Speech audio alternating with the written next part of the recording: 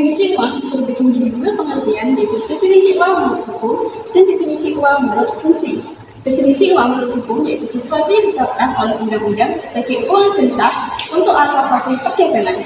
Sedangkan definisi uang menurut fungsi yaitu sesuatu yang secara umum dapat diterima dalam transaksi perdagangan untuk pembayaran utang.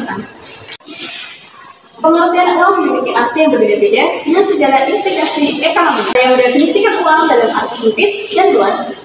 Pengertian uang dalam arti sempit yaitu hanya sebatas barang uang yang berfungsi untuk mendorong transaksi ekonomi berupa uang kertas dan uang fiat. Sedangkan pengertian uang dalam arti luas yaitu semua bentuk benda yang dapat digunakan untuk kegiatan transaksi yang tidak dibatas pada uang kertas dan uang fiat saja, tetapi benda lain yang dapat berfungsi uang seperti saham, gaji, tabungan berjangka, dan sebagainya. Uang secara umum pada dasarnya dianggap sebagai sesuatu yang diterima secara umum untuk melunasi utang, membeli barang atau jasa, serta memenuhi kewajiban finansial.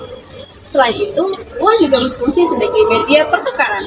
Lalu, bagaimana peran dan fungsi uang dalam perekonomian?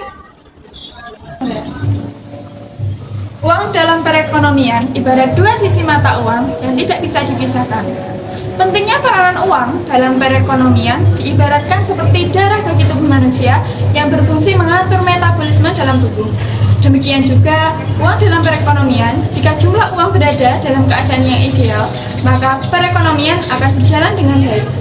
Adapun fungsi uang yang pertama yaitu sebagai alat tukar, yang kedua sebagai satuan hitung, dan yang ketiga alat penyimpanan nilai, dan yang terakhir yaitu standar pembayaran yang ditanggungan.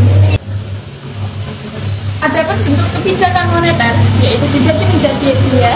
Yang pertama yaitu kebijakan moneter ekspansif, yaitu kebijakan dalam rangka menambah jumlah uang yang beredar. Yang kedua, kebijakan moneter kontraktif. Kebijakan ini merupakan kebijakan yang digunakan untuk mengurangi jumlah uang yang beredar. Kebijakan ini dilakukan pada saat perekonomian mengalami inflasi atau yang disebut dengan kebijakan uang ketat. Kebijakan ini berusaha untuk menjaga kestabilan nilai mata uang serta mengendalikan inflasi dengan cara mengurangi jumlah uang yang beredar. Instrumen kebijakan ekspansif yang pertama suku bunga kebijakan. Dalam melaksanakan kebijakan ekspansif, bank sentral akan menurunkan harga suku bunga acuan. Kemudian bank komersial menanggung biaya yang lebih rendah, di mana mereka menyerahkan lebih sedikit uang untuk membuat bunga ke bank sentral. Dalam hal ini mengakibatkan bank komersial memiliki lebih banyak uang untuk dipinjamkan kepada sektor rumah tangga dan bisnis. Biaya pinjaman yang lebih rendah ke bank sentral mendorong turunnya suku bunga pinjaman pada kedua sektor tersebut. Yang kedua, kebijakan moneter ekspansif. Bank sentral memberi surat berharga pemerintah dari bank komersial. Surat berharga yang telah berpindah tangan dari bank komersial ke bank sentral menjadi kompensasi di mana bank komersial akan menerima sejumlah pembayaran.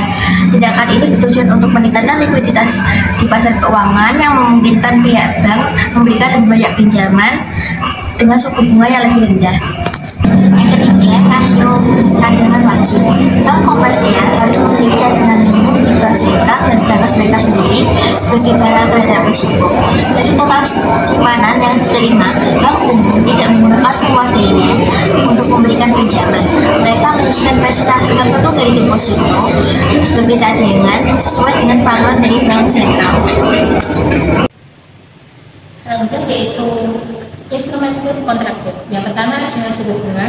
Suku bunga kebijakan atau suku bunga acuan adalah suku bunga yang dibebankan oleh bank sentral untuk pinjaman jangka pendek. Di Indonesia, suku bunga acuan adalah B7 day interest rate. Di Amerika Serikat disebut juga Fed Fund Rate. Bank komersial biasanya mengambil pinjaman jangka pendek dari bank sentral untuk memenuhi kekurangan likuiditas jangka pendek. Sebagai konsekuensi, bank sentral membebankan suku bunga jangka pendek. Untuk mengurangi jumlah uang beredar, bank sentral akan menaikkan suku bunga jangka pendek tersebut. Itu meningkatkan biaya pinjaman oleh bank komersial. Mereka harus mengeluarkan uang yang lebih banyak untuk membayar kembali pinjaman. Singkat cerita, ketika pinjaman menjadi lebih mahal, rumah tangga akan mengurangi beberapa konsumsi barang dan jasa. Yang kedua, ada operasi pasar terbuka. Bank sentral menjalankan operasi pasar terbuka dengan menjual membeli surat berharga. Dalam hal ini, rekanan bank sentral adalah bank komersial. Ketika menjalankan kebijakan kontraksioner, bank sentral akan menjual surat berharga ke bank komersial.